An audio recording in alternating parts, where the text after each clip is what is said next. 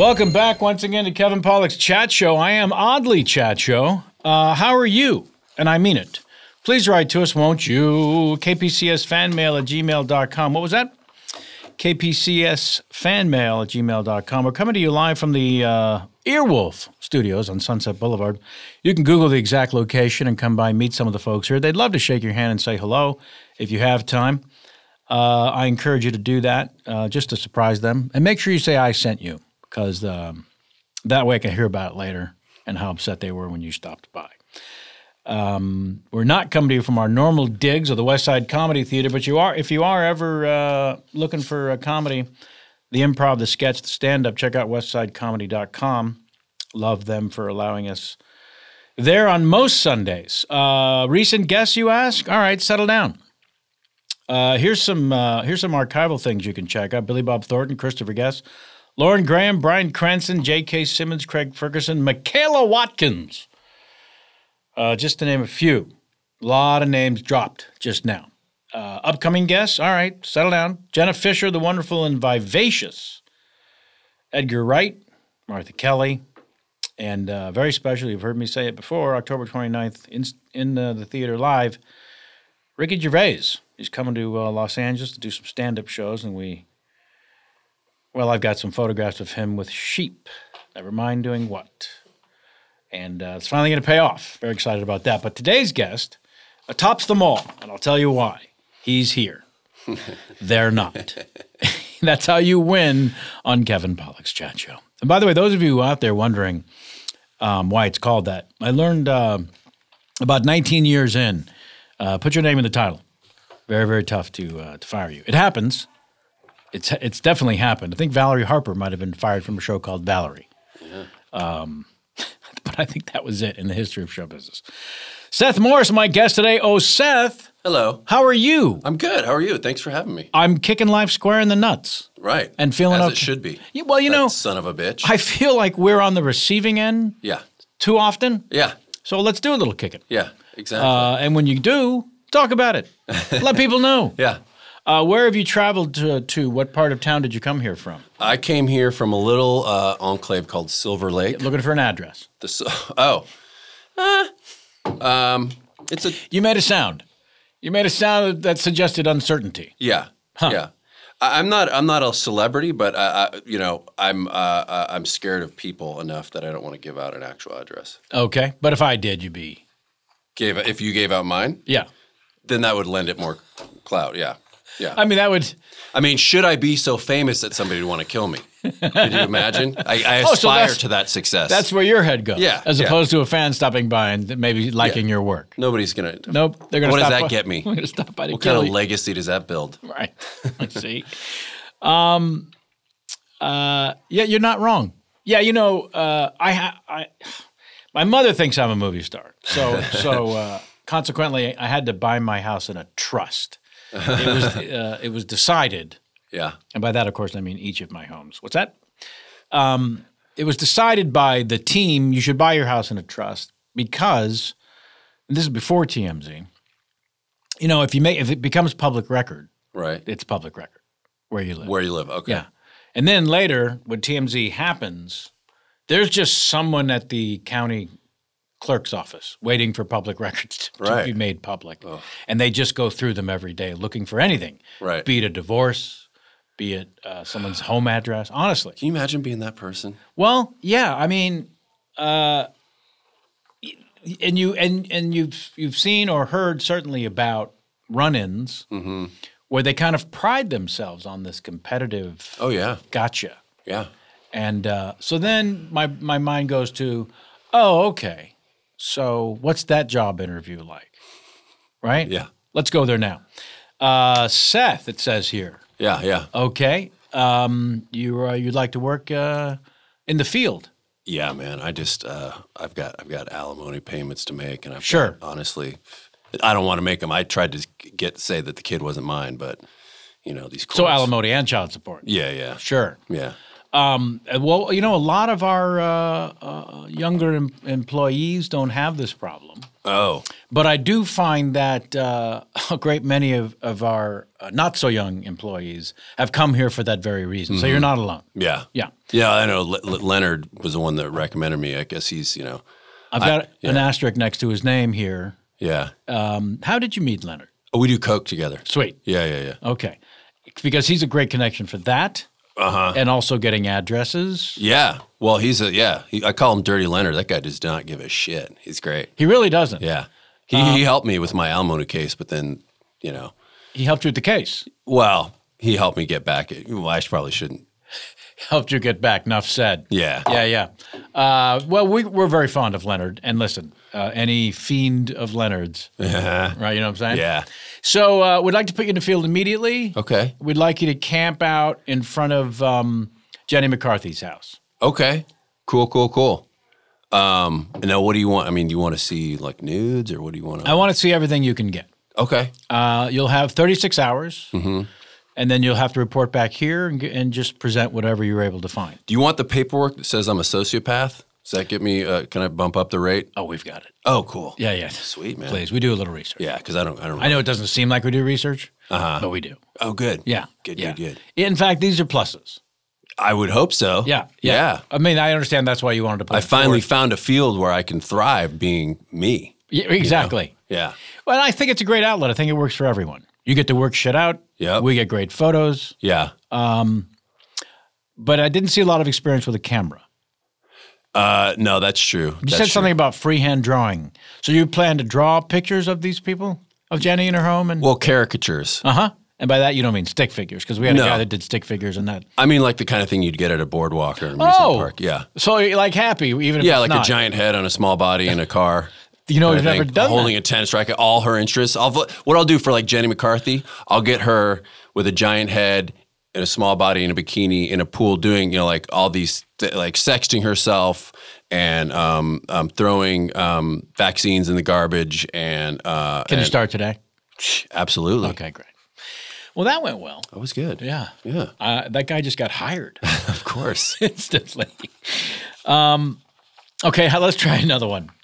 I'm a network executive, and I need you to pitch me Hogan's Heroes. Go. Okay. All right. You know how funny everybody thinks the Nazis are? Nope. What do you mean? Well, they're funny, haha, funny. Well, it's or like peculiar. It's fun. I would say funny, haha, because it's sort of like so extreme. I don't know if you remember the Eddie Murphy buckwheat has been shot. Yes. Remember, they just kept repeating it, and after a while, it got annoying, and it was so. But the overabundance made it funny. Okay, so that's kind of like their abundance of effort. Yeah, makes them funny. It's just so extreme. It's like you can't help but laugh. At some point, it gets dark and funny. Yeah, sure. Okay. I want to put a sitcom in that world. In which world? The world of the Nazis. The world specifically prisoners that the Nazis are keeping at the camps. So the show takes place at a camp. Yes. Huh. Yeah. Everybody who doesn't like to camp. Well, let's start there. Are they camping or are they in a camp? I mean, it says it in the name, doesn't it? Hogan's Heroes? They're in a camp. Oh, no, that. I got the advanced sheet. It said the show's called Hogan's Heroes. Yes, it's called Hogan's Heroes. Okay. And it was going to be called Hoagie's Heroes. Originally, I wanted to do a show about a deli. Right. But that was taken. So then I did some research and I switched it over. To a camp. Yeah. And so it's sort of a workplace comedy, but instead of a deli, it's guys trying to get out of a Nazi prisoner of war camp. Prisoner of war camp. Yeah. So they're not all Jews, though. I don't think there's a Jew in the bunch. There's a little French guy that I have in mind. Well, the French Underground was huge. Yeah. Will that be part of the show, the French Underground? Not too much. I mean, just a little bit. Okay. Just a little bit. Okay. And I got this guy that I have. This star, man. This guy that I want to play Colonel Hogan. Yeah. He is incredible. He's in what way is he incredible? He's just a fun guy. He's charming. Loves to party. Loves to party. Bit of a ladies' man. Oh, okay, that's great. That's helpful for us at the network. Yep. Now, you said something about the Nazis being funny. So, are they funny in the show? They are funny because I don't They're like cartoons. They're just sort of like ridiculous, you know. Over the top. They're over the top. A little arch. There's a fat one and a skinny one. Okay. The skinny one is bald. Good combination. He's got a monocle. When he gets really upset, he opens his eyes wide and the monocle falls. I mean, that's going to get a laugh. This is classic. Every time. Yeah, yeah. So you're talking about a 3-camera in front of an audience? No. No? No. Oh. I think it's 3-camera.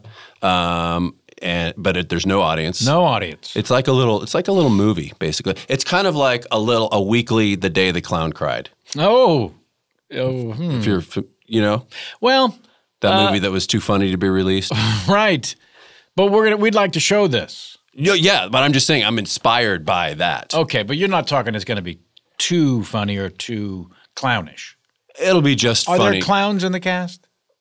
There's some cut-ups, but I wouldn't say they're clowns. Okay. You know. Will there be hijinks? We got this one guy, Richard Dawson, who is... Richard Dawson, the British Yeah. guy. Also a bit of a ladies' man. Yes. Yeah. Certainly if you asked him. Yeah. And does the whole show take place in the camp? Do we leave the camp at any point? Sometimes they get out. They get out. They do get out, but because... Here, let me just explain something. They're not going to have any problem getting out of this camp. So what they do is they dig tunnels. You mean the prisoners of war? The prisoners escape. of war. Yeah, because they really are running the place, unbeknownst to these dopey Nazis who think that they're running things. So they're running the camp? So they're in charge of other prisoners? Not really. What I mean is that they keep pulling the wool over the eyes of the Nazis. Oh. So they'll get out every once in a while to go to a bar to meet up with somebody from the resistance and things like that. But mostly they're coming and going as they please. Yeah. Through tunnels, you said? Tunnels. Oh, sweet. Yeah. And who built the tunnels? I mean, probably the Jews, okay, I'm guessing. Good, because that's what I had. Yeah. That's what you had in the one sheet? In the breakdown, yeah. The Jews built the tunnels, but then all the non-Jews are funny in the show. Yeah. That's what I had. By the way, I loved Hogan's Heroes at the time. When I was a kid, I didn't think there was a problem with it. But I imagine there had to have been a network pitch. Oh, yeah. Oh, yeah. Yeah. Tell me a little bit about life as a freewheeling kid. Let's spend a little time in the childhood if you're okay with that. Sure. Well, you're wearing your San Francisco shirt. I grew up my first memories are in the Mission District in San Francisco in the 70s. Oh, man. So some crazy times. Your first memory. So you were how old? I was 5. We moved there from Central California. That's right. Your family got out of the farms. We got out of the farm. Literally, we were in Watsonville. Sure. In a slough, they called it, which is part swamp, part something else. A slough is technically not quite a swamp. Tobacco chew? Something like that. My parents were hippies, and then they came to San Francisco. I think my dad must have got my dad worked at UCSF Med Center for a long time. So we moved to Mission and Guerrero. That's right. No, 17th and Mission, I think. That's right. And you've really done your research. Yeah. And lived in the Mission, and it was crazy times. Like I think about, it was San Francisco in the 70s, and parenting was way different then. So we kind of had the run of the place. Like my childhood, it sounds like childhoods of people describing Queens in the 50s or something. It was like, we were running around out there and parents running around. But this is San Francisco in the 70s. So there's like junkies and prostitutes and, you know. These were your friends? Well, honestly, I had a friend who lived down the street. This is going to make my parents sound terrible, but they were too late. Too late. They got me into comedy. One of my good friends, my best friend when I was a kid, was this kid named Tuna Fish. I don't know what his real name was. You don't know even how he got the name Tuna Fish? I don't know. I always thought his real name was Tuna, and we called him Tuna Fish, but he was just Tuna. So Tuna lived down the street. His mom was Brandy, and his mom was always sick. Like she was always staying. She was supposedly a hairdresser, always stayed home. I found out years later that she was a heroin addict. And his brother, his half-brother was Marcus, this kid. Marcus, the first non-food and beverage name in the family. Exactly. Marcus, his dad was a pimp. Sure. His dad would roll up, like really cool-looking black dude, would only roll up every once in a while in a convertible Cadillac. Well, how else could you do that job? And big hat?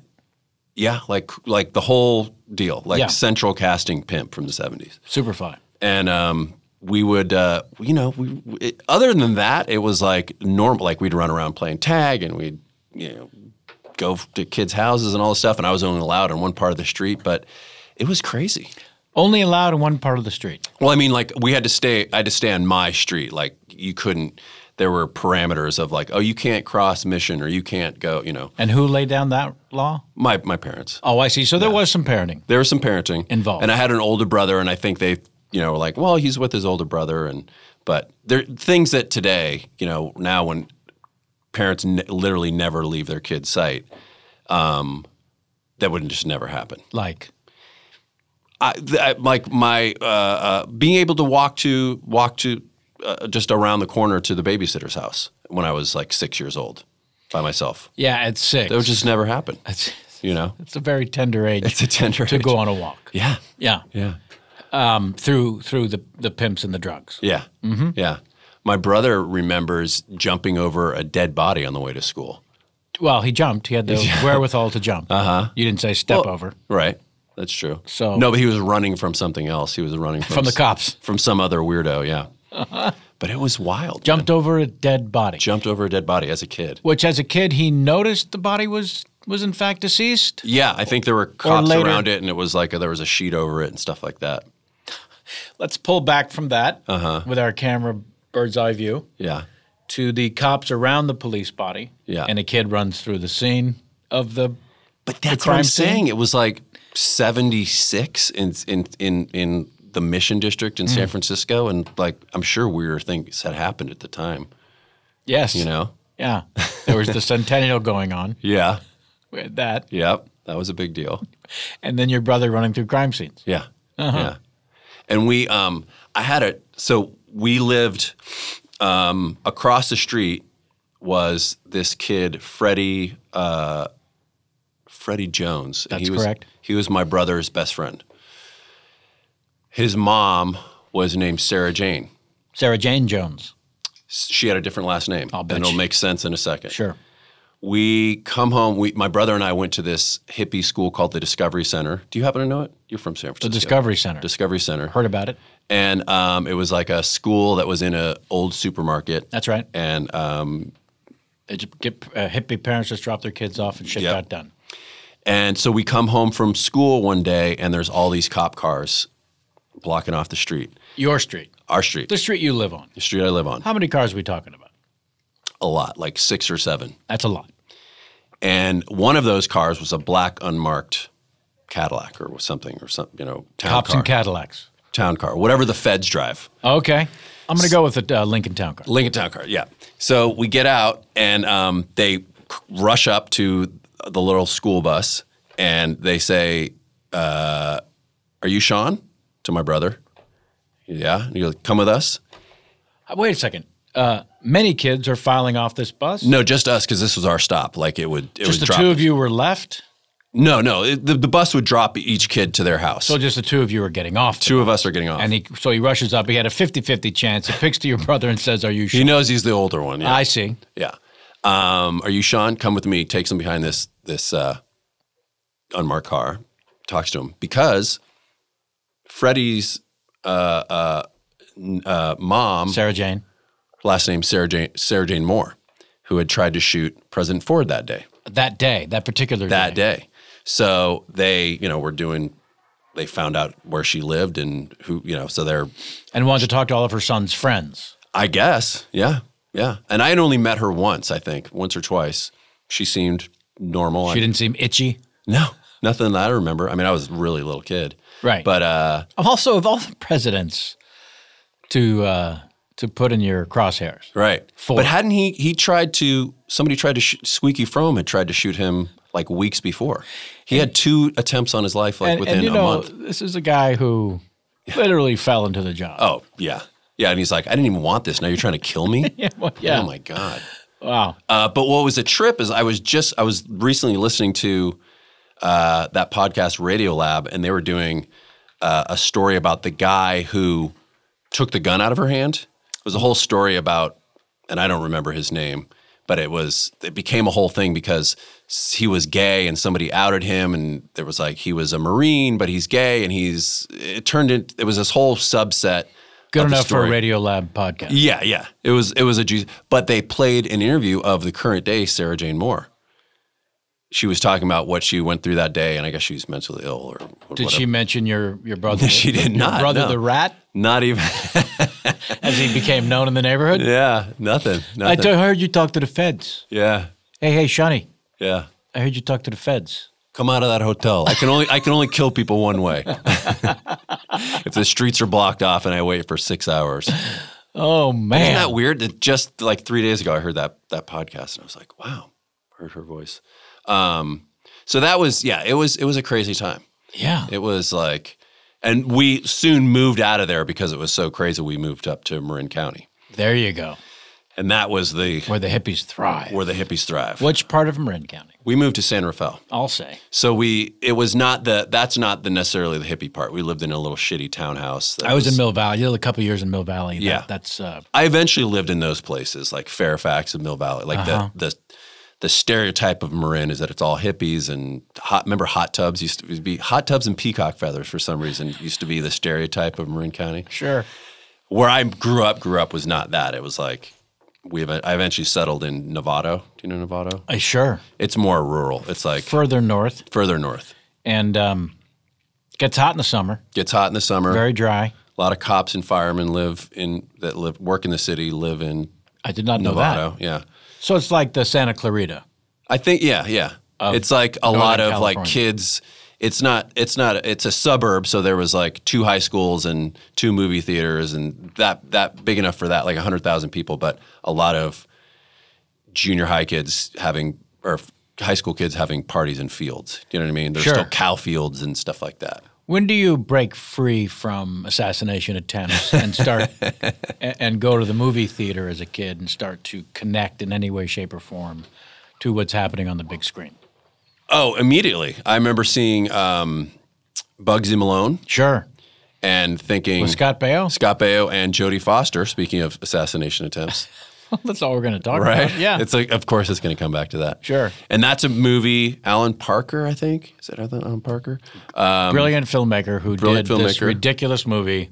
Where all the kids played adults and it was set in like 1930s gangster times, but instead of bullets... Let's not brush past all the kids played adults. Yeah. Let's not just... But as a kid, that's what, like they had cars that were pedaled, and instead of... this is a drama. It was a musical. No. It was. Sorry. I guess it is sort of a drama. But I mean, it's played real. Oh, for sure. Not for laughs. Yeah. Paul Williams does the soundtrack. Amazing soundtrack. Of course. Are you kidding me? I'm not. I can't sing that, right? We don't have the rights, but... Go ahead. You could have been anything that you wanted to be. That's all you can do. Love it. Memorize the soundtrack. But they would have pie fights. Instead of gunfights, they would have pie fights. Sure. And the machine guns had little cupcakes instead of bullets. And as a kid, it's like... How old? I must have been 5 or 6. I see. Yeah. So your brother's running over dead bodies and you went and saw Bugsy Malone. Yeah. Sure. But I identified. And then when we moved to San Rafael, it was like my parents got divorced and...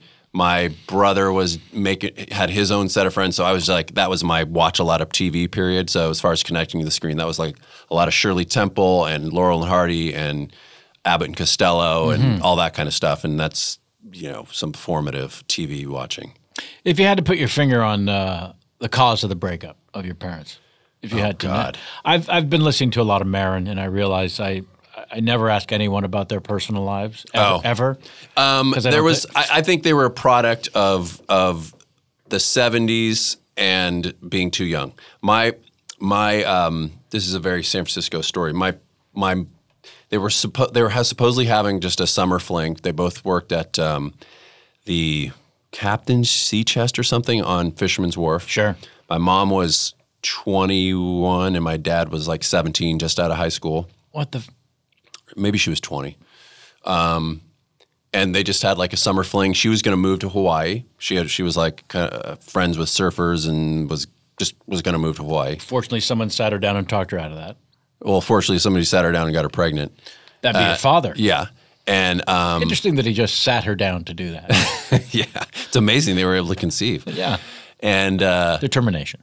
So she got pregnant.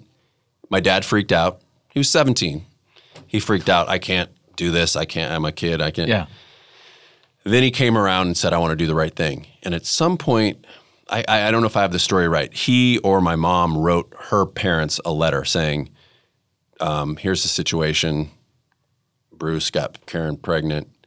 Bruce is going to come up and meet the parents, meet my mom's parents on such and such a date because, obviously there's no answer machines even at this point. You had to send people out on horseback. Yeah.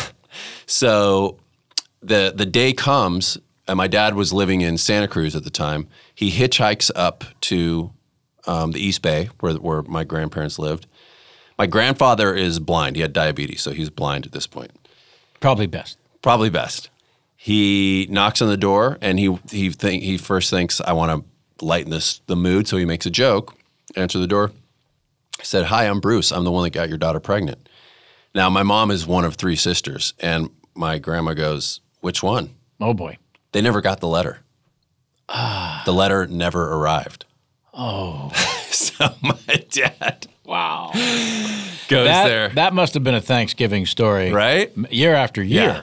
So there was just like, they probably They grew up. They grew up together. So they got divorced when I was 3, technically, but then they stayed together. And it was like looking back, it was like a very immature. Like if you had friends like this, the kinds that like break up, get back together, break up, get back together, you'd be like, what are you doing? Stop. Yeah. My dad was an alcoholic, and my mom was still a young alcoholic, though. Oh yeah, but that's what I mean. Again, in the 70s, like men were still dicks. I mean, not that they're not now, but the 70s got had away this with it. 1950s mentality, but mixed with it was encouraged. He didn't know how to be a man. That's right. They were both, and it wasn't, obviously it wasn't just him, but it was just chaotic. It was crazy. Right. So if I had to put it on, I think I would put it on the time and place, and also the people involved. Like, they're fine now. They get along fine now, but and maybe your blind grandfather had partly to blame. Yeah. He couldn't point out to her who to avoid. That's right. He didn't have a sense of humor about the letter he never got. Right. Well, what are you gonna do? Yeah. And when are you starting to feel? You mentioned some of the TV stuff you were watching. When are you starting to feel a sort of connection to all things funny in terms of? I remember collecting comedians that I would see on TV, like my friends collected baseball cards. Yeah. So I'm always curious what the connection was. How much does it become a part of? I don't know. It was pretty immediate. Like I remember both my parents are really funny, and I remember like they sound hilarious.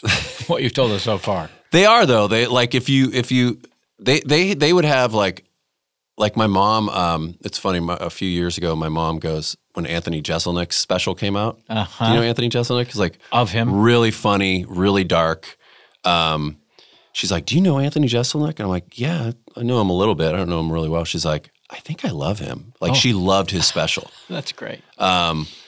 So they're both really funny, and I must have picked up on that humor has value in the house. And I'm sure it was also just that like fucked up divorce kid thing of like, don't look at that, pay attention to this. Like over here. So I'm sure that was part of it. But yeah, always would not quite in the whenever I could watching, remember like Mike Douglas was during the day. Of course. So he'd have comedians on there. I think Merv Griffin was during the day. I was on the Merv Griffin show 3 times. You were? I was. Oh, amazing. Yeah. Oh, I want to hear about that. I first got to L.A. 83. Yeah. Dear Lord. That's a long time ago. Wow. Do you remember what you did, what your bit was? That means next year will be 35 years? Ooh. Oh, fuck. Well, weirdly, when I finally got around to late night talk shows, Carson, and eventually Letterman and what have you, I sort of orchestrated it to just be panel. Yeah.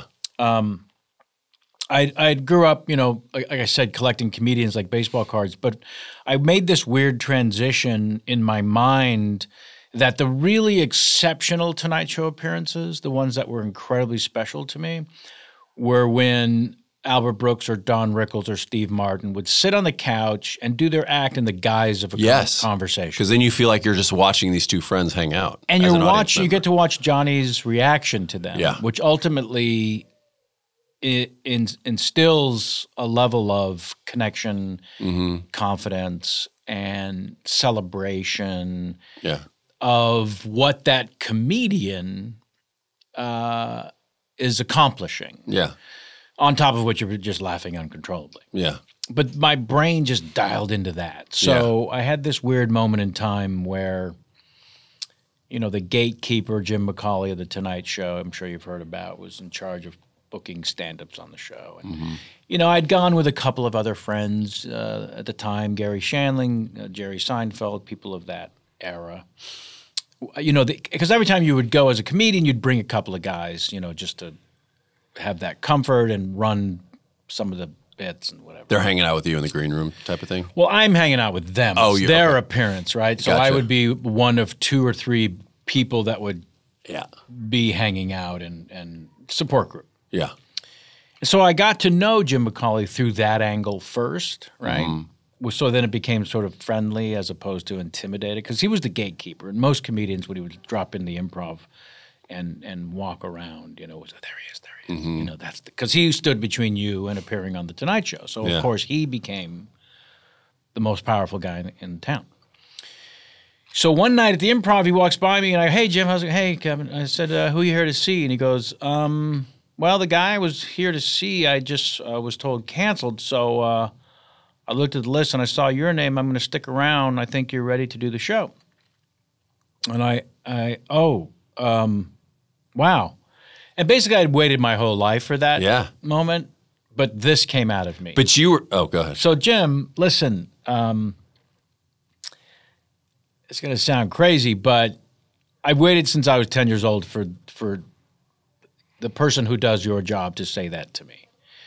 And now that it's happened, I got to tell you that having been a fan of the show since I was 10 and spent my whole life until now in comedy and the ultimate – goal being to appear on The Tonight Show, which you've just mentioned, is a possibility.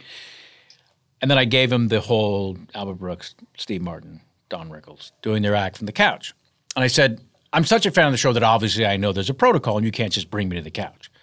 So I guess what I'm saying is I'm willing to wait till I have a TV show or a movie where you can justify bringing me to the couch, and then I'll do what I want to do as a comedian, but from the couch, sitting next to the king. And he took a beat and he said, okay, well, do you have a TV show or a movie coming up? And I said, no, but, you know, I feel like that's going to be the most advantageous way for me to do the show. Yeah. And he said, now what I didn't tell him was that I not only didn't have a TV show or a movie, I didn't have any auditions for a TV show or a movie. I didn't have an agent. I admire your balls, man. Well, that's amazing. You got to be young, dumb, and not know the big picture to have this thought, let alone have this conversation. Yeah. And by the way, I didn't tell any of my real friends that this happened until maybe 15 years later. Really? Well, because I knew what would happen. What are you, a fucking idiot? You call McCauley right now and you tell him you're going to do the 6 minutes. And so he said, well, look, if you're willing to wait till you have a TV show or a movie, I'm certainly happy to wait. The premise is you'll just get better, which is good for the show. You know, keep me posted with how your efforts to get a TV show or a movie go. And in the meantime, and I said, look, Jim, I may call you back if you give me your number in an hour and say, I've made a horrible error. Please have me on the show to do stand-up. He said, no, I can't argue with you. Yes, your act, doing the impersonations, Johnny would love to have that in a conversation. And you're also right. You're not coming on the show anytime soon to sit next to Johnny unless you have a TV show or a movie. Yeah. So let's see how long that takes. And I would, again, see him every now and then, you know, going with somebody else or around the improv, whatever. And it was about 14 months later that I was cast in the Ron Howard movie Willow, and that was enough for me to call him and say, I think this is the one. He said, yep, this is definitely the one. And I don't know how you waited 14 months. You know, we laughed about it. Yeah. And he also said when it happened, no one had said that to him before. So he didn't want to let on that he too thought it was ridiculous. Right. That this was coming out of my face. Yeah. But he said because it was such an oddity, I was very curious as to where it was going to go. And I would have never assumed 14 months later we'd be talking about you being on the show. That's great. It was crazy. And it was easily the most ridiculous thing, but also taking the reins of one's path. Yeah. Maybe one of the only one or two times in my entire life that it was that severe. Yeah. And certainly at the apex. Did it make you go, oh, I got to do more of that type of thing? You know, when you're in it, you don't see it. It takes years to have any perspective. Yeah. With how crazy that was. Yeah. How it didn't strike me as ballsy. It struck me as stupid. That's why I didn't tell anyone. Oh, you at the time you even knew it was At the kind of time, stupid. it felt, I could tell by the way he looked at me when I suggested it, that it must have sounded like I was a crazy person. I don't know. I guess that's how you succeed. He understood. Yeah, he understood. And was curious how long I would last. Yeah. He told me that he thought it would be like 6 weeks. Before you called him. Before I broke and said, yeah, let's just do this. Because who am I kidding? Yeah. It's the fucking Tonight Show. Yeah. But I don't know. I think also there was an utter lack of confidence in myself that if I just did the 6-minute stand-up act, that it would amount to the same level of career momentum that if I held out for however long it fucking took and then sat next to the king. Yeah. Because I watched the show and knew he loved impersonations, did them himself. Mm-hmm. And I also knew that he loved Peter Falk. And he had him on all the time. Mm-hmm. Loved him. Mm-hmm. And so Peter Falk was kind of my big impression at the time. I taught myself how to move one eye because he had a glass eye, which he was very open about. How do you do that, by the way? You just it's an hold the actual one? trick. Yeah. So listeners, don't try this as you're hearing the instructions. He's got a screwdriver in his hand right now. So I've got my two pointer fingers pointing straight out, representing my eyeballs. Yeah. So I got this from Anne Bancroft's cameo in her husband Mel Brooks's movie, I think Silent Movie, where it was a close-up of her face, and here's what her eyes did. She crossed her eyes and then looked to the left, crossed her eyes, and then looked to the right, crossed her eyes, looked to the left, crossed her eyes, looked to the right.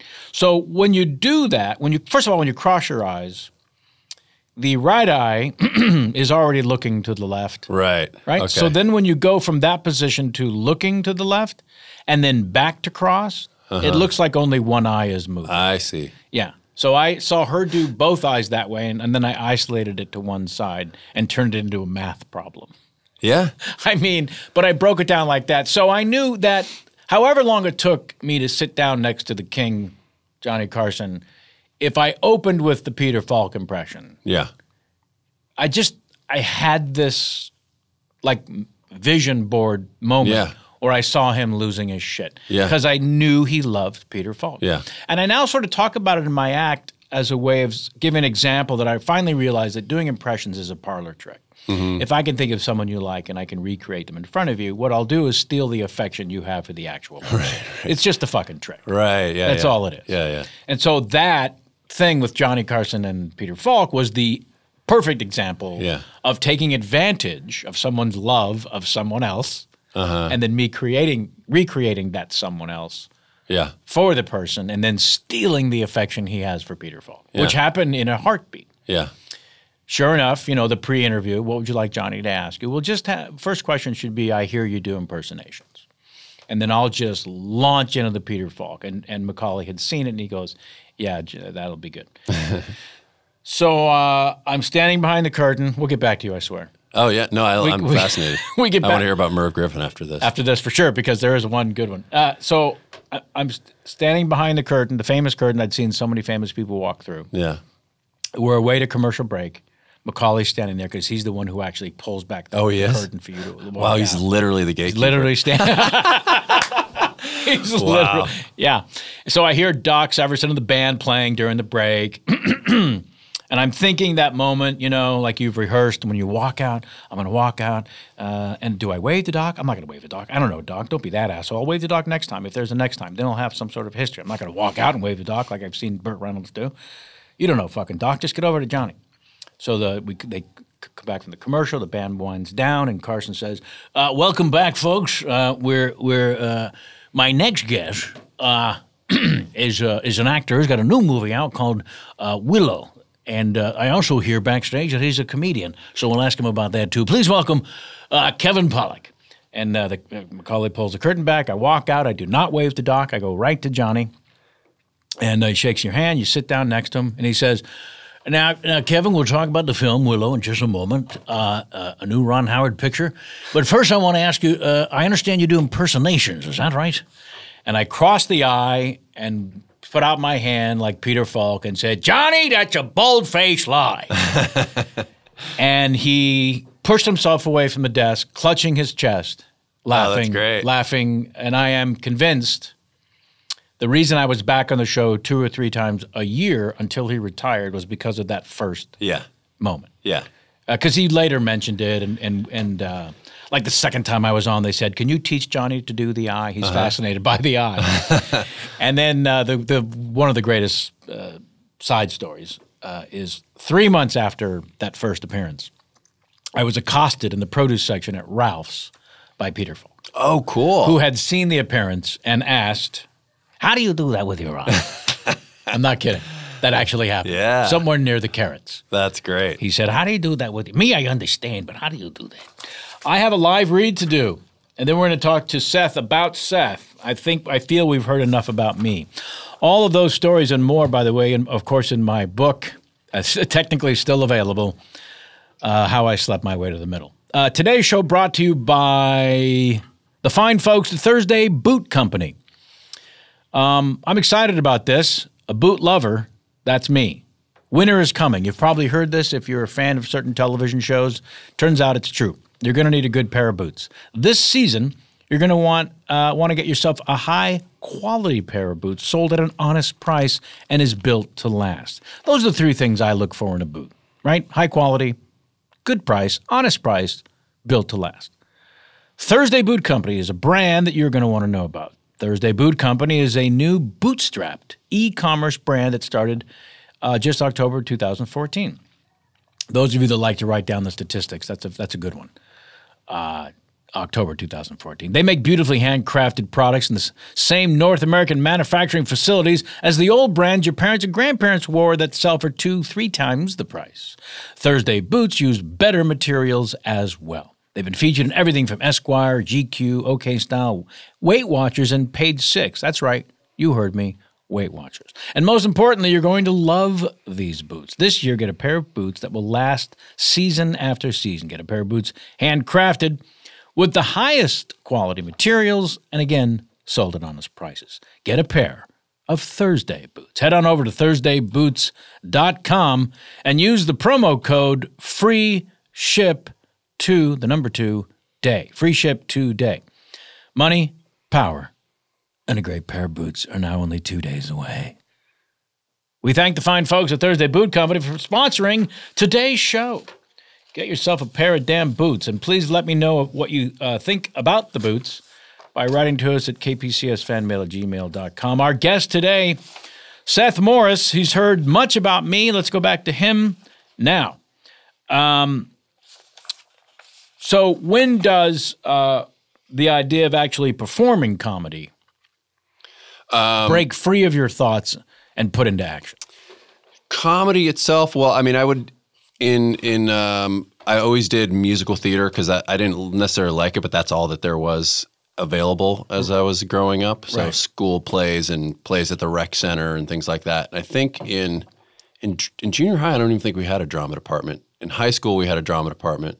And then there it was me and my friends kind of like ran the show, you know.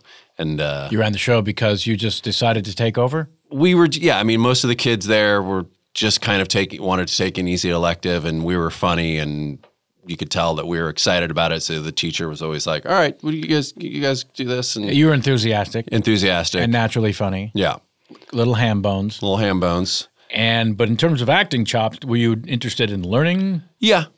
I was interested in all that. I would always throughout my childhood, take different workshops and classes and things like that. And then I didn't have the guts to go into the city, but San Francisco was, especially then, like in the 80s, hotbed for comedy, as you know.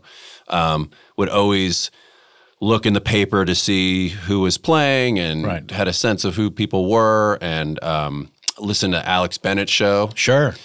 Would listen to that every morning. He had a ton. He was like for people who don't know, almost like a Howard Stern of his day early on. And also just had a lot of comedians. Championed a lot of comedians, yeah. It was a big deal. I remember when I was on the show, and I remember Slayton, me, and a couple of others guest hosted for him. Oh, really? On occasion. Yeah. And then he also had a show that he hosted that was on like the local PBS station that was like live from wherever. Sure. So I always loved comics. And at that point, I'm already watching Tonight Show, SNL, anything, have a sense of who the comedians are. And then in high school, I did stand up like once or twice. But I didn't decide. I always sort of in the back of my head knew I wanted to do this and knew I would do it. But I felt really dumb growing up, and I wanted to prove that I could do something else. So I eventually started, got really into geology, and I was like, I'm going to get a degree in geology. I'm going to go into environmental stuff, and I wasn't exactly sure what, but something to help the world, because at the time I was very angsty, and not that I'm not now. Find rocks or do comedy. Yeah, exactly. So long story short, I eventually was like, I'm not gonna spend my time doing in a chemistry lab and go to school even longer. And I want to pursue this. I want to go to New York. So it was laziness. Yeah, it was laziness, and also just sort of admitting like, that's not what I want to do. Why am I torturing myself with this thing of like, you're dumb, you got to learn to do this. When I was like, this is what I'm good at. This is what I want to do. You had an awakening. I had an awakening. I did. And you went to New York. I went to New York. Because LA was too close, and that's where you go to sell your dreams. Sort of. LA, as you know, San Francisco hates LA for some reason. I didn't know why. I never questioned it. I was like, fuck that place. It's shallow. It's smoggy. And I just wanted adventure. I wanted to get away and get far away from the West Coast, and New York City seemed so cool. And did you know anybody out there? I knew 2 people. Uh-huh. And slept on their couch. Oh, for sure. Big time.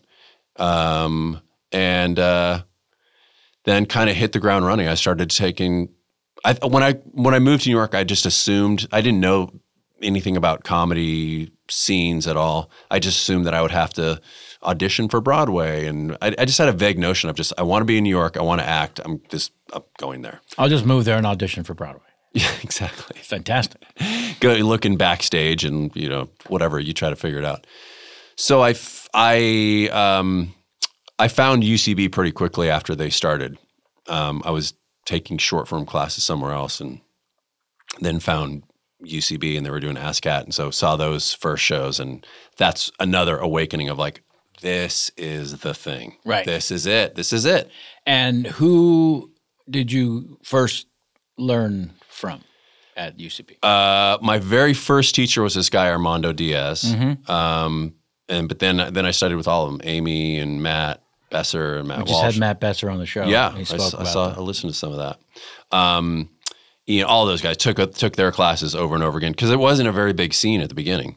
So it was only, you just kept taking everybody's classes, and then you get on a team and stuff like that. And that long form just resonated with me even more than stand-up. Like I did stand-up twice in high school. One time I killed, the other time I bombed, and that bomb like messed me up for a long time. Sure. I wish I had kept going with it. Not that I'm glad I found long form and sketch and stuff like that. But I wish that hadn't hit me so hard to bomb in front of my peers like that. If I had kept going, it would have been good for me, I think.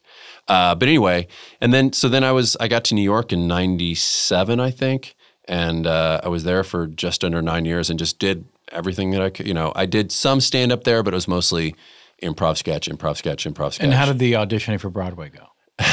It went away immediately. Well, that was the thing, was I didn't know you could pursue your career through comedy, sketch and improv. Yeah. That's when I started learning about Second City and all the people on, I don't know why, but that were on SNL. I didn't fully get that, they came out of a different thing. Yeah. They came out of a different community, a different world. And, I had always felt like a man without a country in the different sort of theater worlds growing up, of like, these people are nice, but they're so dramatic and they're not fun. They're not like, they're not as fun as they should be.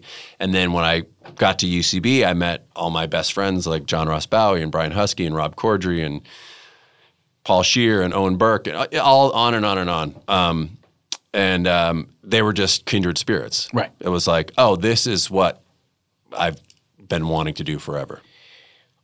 You mentioned a couple names. We do have a segment on the show called Famous Questions, where I reach out to famous people, and I ask them for some questions for you. Oh. Yeah. So I'm going to I'm checking my phone because I assume there'd be some. Yes, here's a late one coming in. I gave people very little notice. And one of the founders of UCB, Mr. Matthew Walsh, known as Matt, to most people, asks the following question. Ask Seth about Secret Slut or Kilgore. Kilgore. Why would I read that as Gilmore? That's so weird. My brain just did a complete left turn. Kilgore. Yeah. Secret Slut or Kilgore? Well, I wasn't in Kilgore, but that was his murder musical that actually eventually became a musical that I was always sort of jealous that I was never in. It was like the pageant, the Halloween pageant. And it was amazing. Bloody, full of sex and bad taste. It was amazing. It was like a Roger Corman movie, but live.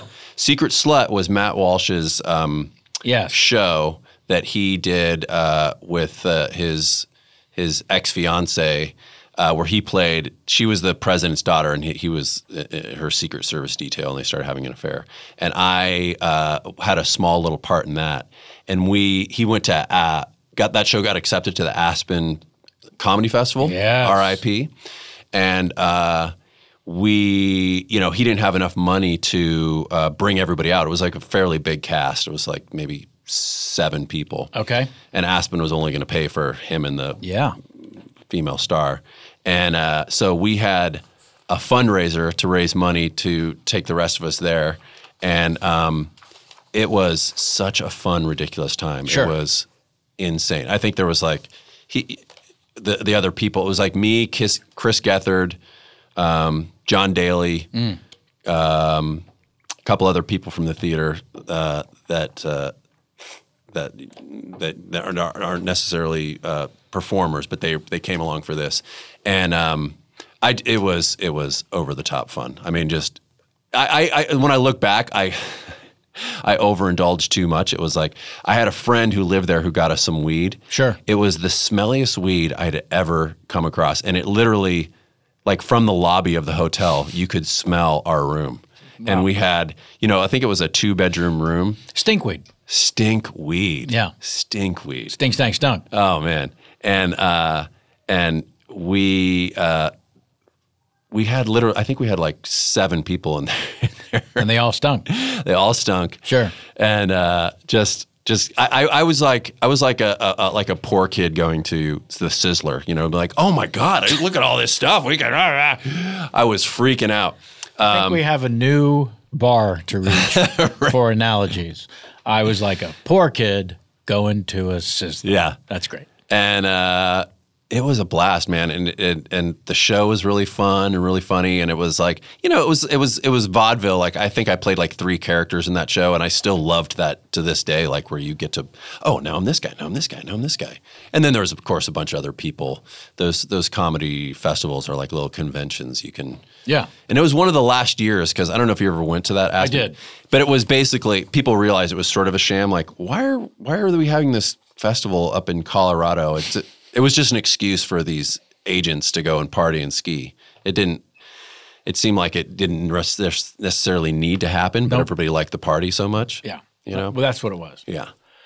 All right, your next question comes from Nick Kroll. Mm-hmm. Let's talk about the new show, Big Mouth. Oh, yeah. His question to you is, Seth, what did you do to stay in shape when you were living in Seattle? Okay, so when I was 21, this girl broke my heart, She didn't even sleep with one of my best friends. She like made out with one of my best friends. That was enough. That was enough. I was looking for an excuse to get on the road, literally. So I hitchhiked. I quit my job, whatever job I had. Got a backpack, and I hitchhiked up to Seattle. This is when you were still living in. I had been living in Marin at this time. Yeah, living in San Rafael. And what age?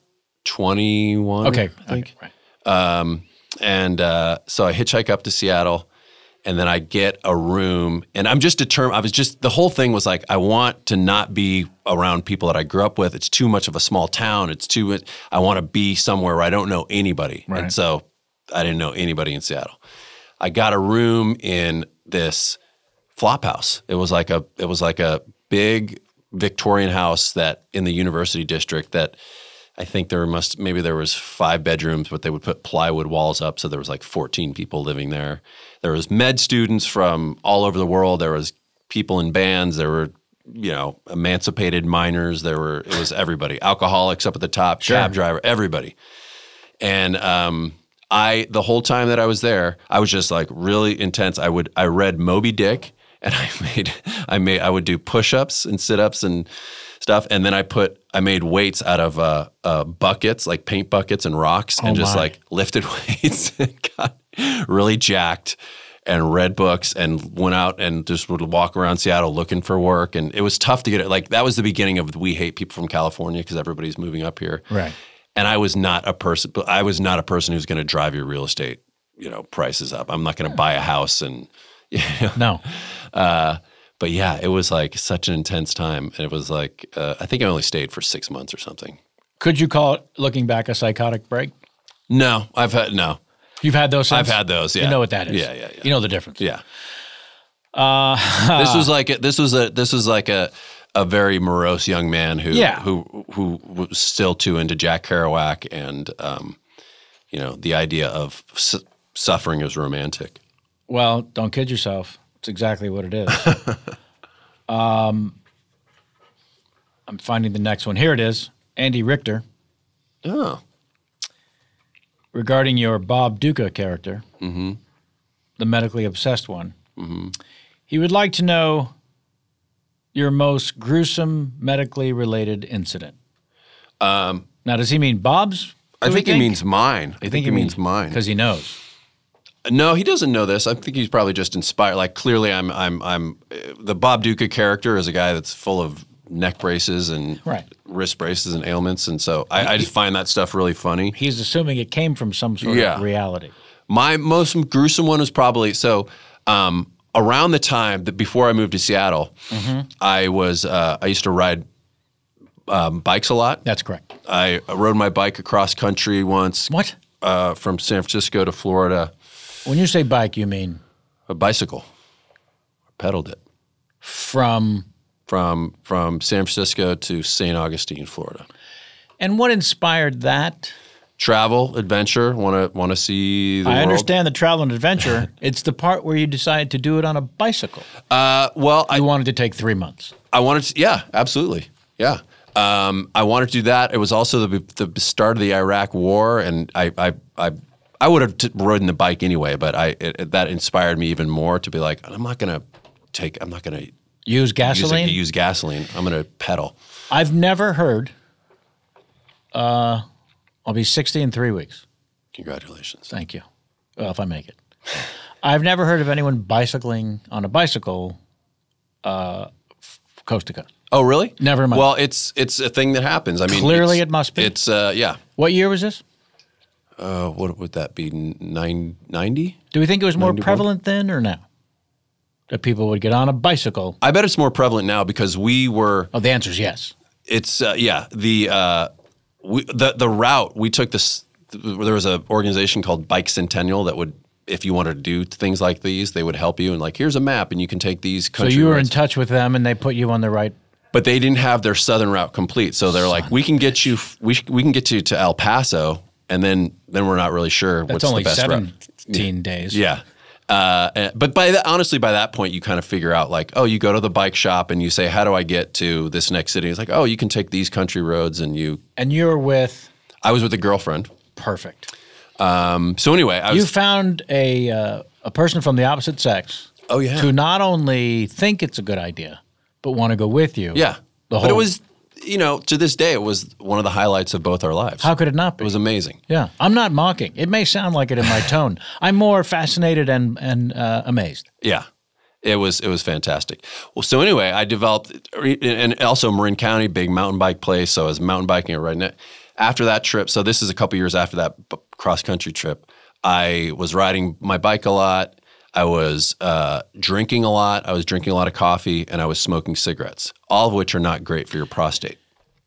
Okay. So I got a thing called prostatitis. Are you combining the bicycle riding with the cigarettes and caffeine to say all not good for your prostate, or just the caffeine and the cigarette? And all of these things are not great for your those prostate. three together in particular. Right. Because you're riding the bike and you're sitting on your I think we've got the visual. Yeah, you got that. Yeah. So it's right up in there. And then what happens is the prostate gets infected, and then the cigarettes and the alcohol exacerbate it.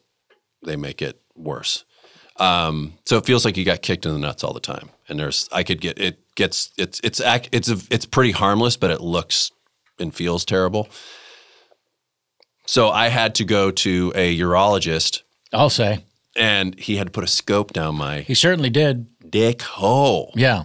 And he it's remarkable what you can fit there. I don't want to it's one of those medical things like there's no way that thing is going to whoa, it worked. But he starts going, he's like, he was a cyclist too. Oh, no. And he had this similar reaction to you, but he was talking to me while he had a scope down my dick, and he's like, so, did you ride your bike a lot? I'm like, yeah, actually, I went cross-country. Are you kidding me? Really? Huh? And he starts to have this conversation with me, and I'm like, I didn't even know I had nerves in certain parts of my body. I'm like, this hurts, and that was the most intense, probably. Yeah. Yeah, I'm going to go with anything down the dick hole for 400. Yeah. Wow. By the way, you've got a new game for your podcast. I do. But let's play this one. Okay. It's called, well, there's two. We already did one without trying called Ask Kevin, where you get to ask me anything. But I went on for so fucking long that I loved it. I think we have to blow past that one. The other one is the pop quiz. Between 5 and 15 points possible for each of the three questions. And once the final score is tabulated, it will be posted on our website along with the current standing among the top 100. Okay. You ready? Yeah. Question number 1. Dave Koechner or Rob Riggle? Rob Riggle. Correct. Question number 2. Carl Weathers or the weather in Charleston? Carl Weathers. Also true and correct. The last question, Keith? No. Sorry, the answer Are is you yes. kidding me? I know. Keith. So close. Oh, man. So close to a perfect score. I am so sorry. You know why? Because man. I think I read it. I think I heard it as if like I was telling you Keith was going to come to the party, and you said Keith. You know what I mean? Like, really? Do you really want to do that? Now you're back in the running. Keith is just for the top 100. Keith is just going to double dip the hummus. Oh no! He's gonna take the rest of his 6-pack. Leave with it. Yeah. Uh-huh. Whatever, he only brings a beer that he wants to drink and then takes the rest that nobody else had. Now that you've explained who Keith is, the answer is in fact no, and we will retabulate your score. I think you just made the top 100 without trying.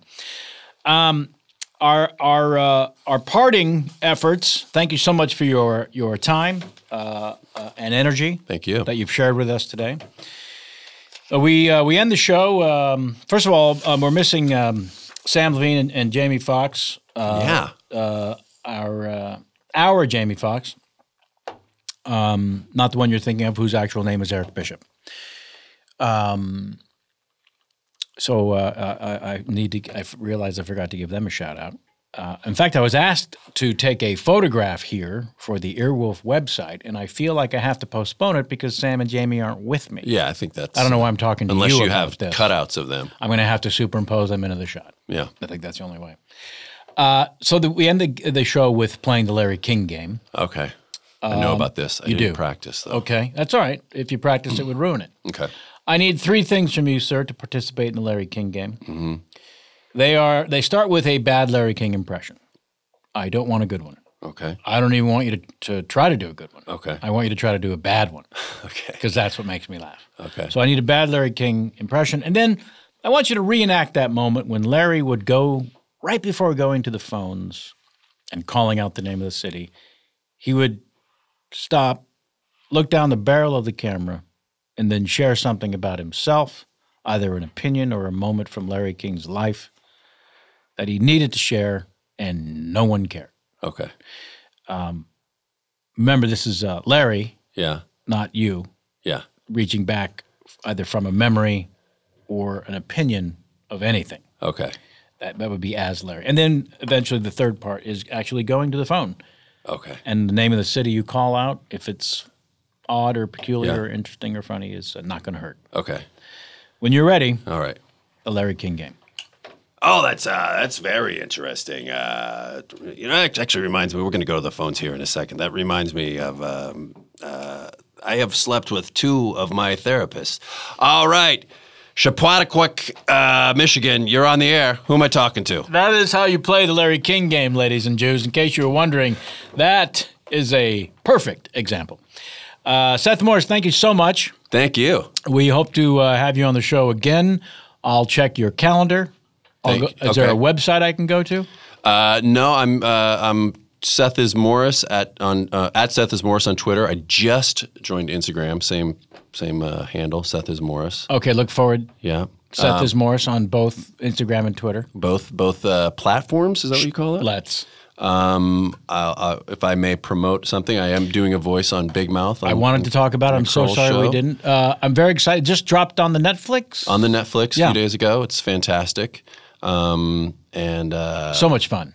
It's incredible. Ridiculous. Although, it's funny. It's like my part is kind of dramatic. Like the show, one of the cool things about the show is it's sad and funny. And, right.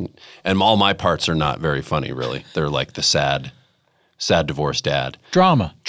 Yeah. So I can do that. Conflict. Look for me for half a second on The Good Place this season. Please. You did several episodes last season. Yeah. And this season so far? I think I just did the one. Yeah. So far. They're done. This current season is airing, but they've shot them all. I see. Yeah. I'll make a call. Yeah. Okay. Yeah. We'll get more episodes. Yeah. And more you. Would love it. But we've had a perfect amount today. Mm-hmm. Now sit there uncomfortably while I wrap things up for the folks. I know. Okay. This is going to be great. Sam, the engineer, made this whole thing possible. I can't thank you enough. I won't even try. Corey Levin on post. And is this still going on? And again, much love to Sammy and Jamie. We'll catch up with them soon. Will I have turned 60 by the time this drops? I don't think so. Send all your love, cards, and letters to kpcsfanmail@gmail.com about me turning 60 and how, really incredible I look given that number. Or not. I just want to hear from you. All right, until next time, and as always, get out of my face.